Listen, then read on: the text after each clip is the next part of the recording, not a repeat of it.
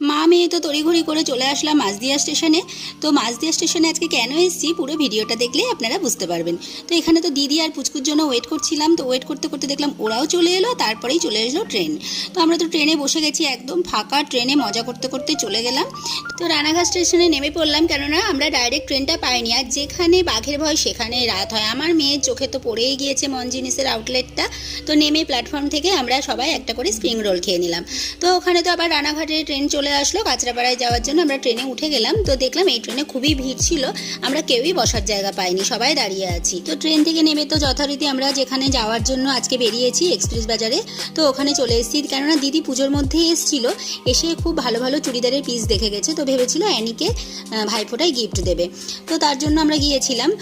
তো ও আবার, আমার মেয়ে আবার চুড়িদারের পিসটা খুব একটা পছন্দ করলো না, বললো মাসি আমি চুড়িদারের পিস নিলে আবার বানাতে হবে। তো ও একটা খুব সুন্দর একটা চুড়িদার কিনেছে।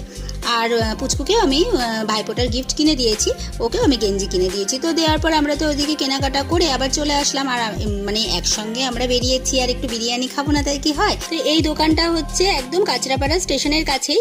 তো এখানে বিরিয়ানিটা খেয়ে দেখলাম খুবই ভালো, খুবই টেস্টি ছিল মাটন বিরিয়ানি। তো বিরিয়ানি খেয়ে তারপরে তো উঠে পড়লাম আবার ট্রেনে, ট্রেন থেকে নেমে উঠে পড়লাম আবার বাসে। তো আজকের ভিডিওটা এ পর্যন্ত থাকলো, দেখা হবে নেক্সট ভিডিওতে, টাটা।